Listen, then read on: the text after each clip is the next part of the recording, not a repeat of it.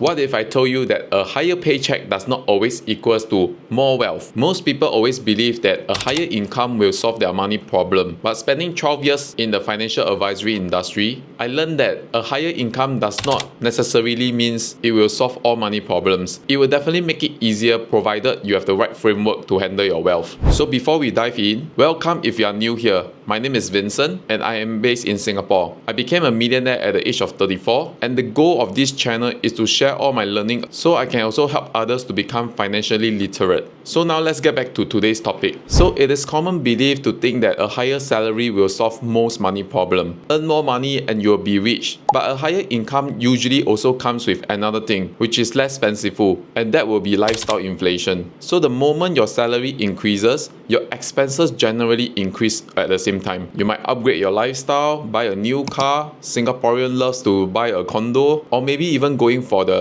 vacation that you have been eyeing for so long. While all this is normal, it is dangerous if you are not being aware of your actions around money. I have seen this happen time and time again with clients and even colleagues. And it is always common to see people who have impressive paychecks, above 5 figures a month. However, they are always still worried about money, not being able to get out of the vicious cycle of worrying about money. And there are even more examples from celebrities around the world. You all would have heard of 50 Cent earning millions, declared bankruptcy. Mike Tyson, which I covered in the earlier video, earned over $400 million and still end up with bankruptcy. And another international celebrity, Lindsay Lohan, earned about 26 to 28 million during her career, and her net worth at 2024 was stated at only $2 million, which is less than 10% of what she have earned during her career. So the truth is, a higher income doesn't necessarily lead to a higher wealth. It actually comes from your skill set of knowing how to allocate your income, and whether are you directing your money towards productive assets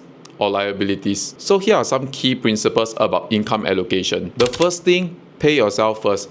This is something that changed my wealth trajectory. When I first acquired this habit of paying myself first, I start to see my net worth increasing steadily throughout the years. Rather than focusing on spending your income on all the liabilities, you focus on paying yourself first, meaning allocating money for your own savings and investment first. This small change in habit on how you allocate your money will make a huge change in the trajectory of your wealth. The second part is really to live below your means. I know budgeting is not a very sexy word, but if a person is able to live within 50 to 60% of their income, can you see that this formula, there's no way this person can become poor? It is a very simple philosophy and you do not need complicated methods to make it work. If you are able to adhere to this rule of living below your means, which might be 50, 60 or even 70% of your income, you will definitely be able to build wealth in the long run. And the third part of smart income allocation is to really start investing early.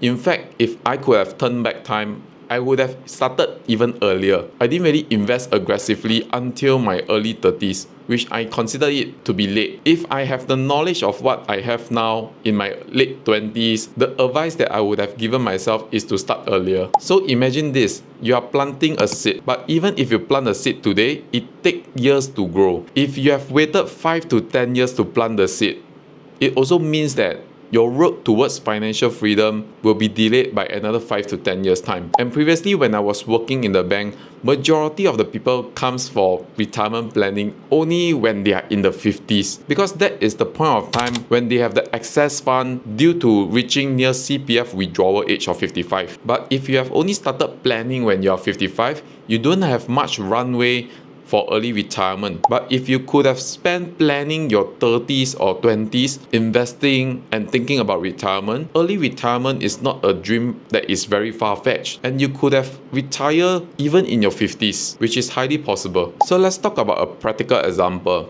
Imagine this, if a person is taking home $5,000 a month, if he allocates 20% of his income towards savings, which is $1,000, and allocate 30% of his income, which is $1,500, into investments, and he spent the rest of the money, which is the remaining 50%, $2,500. If he had followed this formula, first of all, his emergency funds would have built up very fast, because in a single year, he would have able to build up $12,000 a year in terms of savings. And his $1,500 investments every single month, if he had invested into an investment assets that give him, let's say, around 7% yield, the $1,500 per month invested, after 1 year, it will be $18,000. But because of the 7% return, the amount would have ended up to be $19,260. But what if it is a 5 years tenor? Total contribution would have been $90,000 and the amount would have grown to $107,000. And if it is 10 years, total contribution would have been $180,000. But with the 7% yield, it would have been $251,000. If it is 20 years, he could have invested $360,000 and the total investment portfolio, assuming growing at 7%,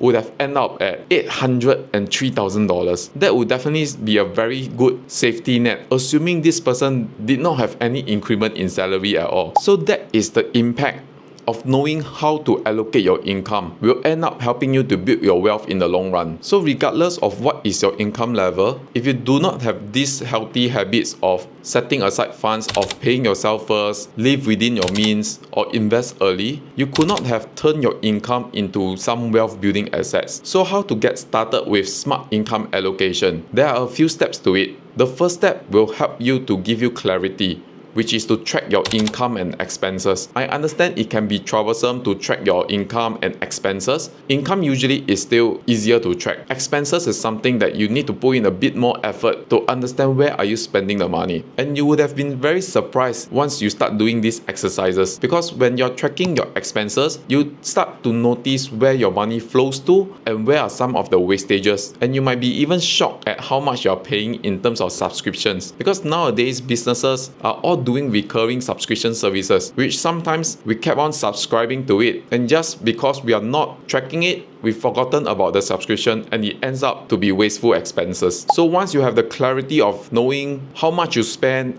and how much income is coming in, you would have a clearer picture of your financial standing. The second part is to set your financial goals. If you want to retire early at 50, 55 years old or even 60 years old, you need to know what is the figure you need in order to get there. And I think the second part, which is the more important thing to do, is to create progress goal. A progress goal can be, rather than thinking $1 million, of course you can use a time value calculator to do the breakdown, to understand how much you need to save and invest to reach the goal. If that is too complicated, it's fine. If you're able to allocate at least 20% to 30% of your income to savings and investment, you are definitely on the right track. And once you have completed your progress goal, the third thing to do is to automate everything. I automate my tax expenses, my gyro for insurance, my savings, my investments. Everything is automated so that I do not put in any effort, or I would say wasted effort, to monitor and track. This is to make things easier for me and to clear some headspace. And when I was in the bank, people are rich in their CPF but not in the bank account.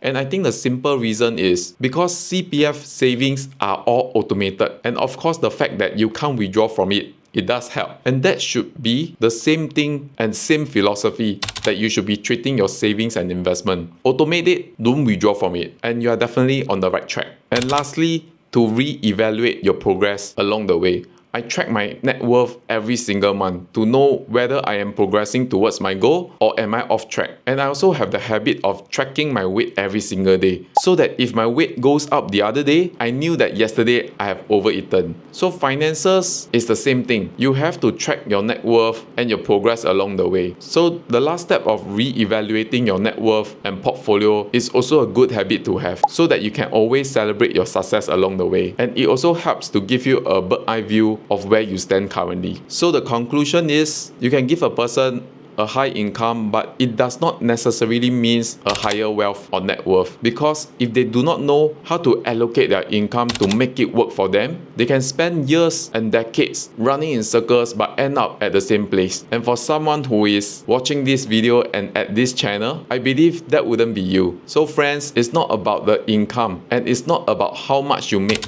but how much you keep and allocate to build your wealth towards financial freedom. So if you like this video and would like to have more videos like this recommended to you, do remember to click the like and subscribe button so that more videos like this will be recommended to you. And I will see you soon in the next video.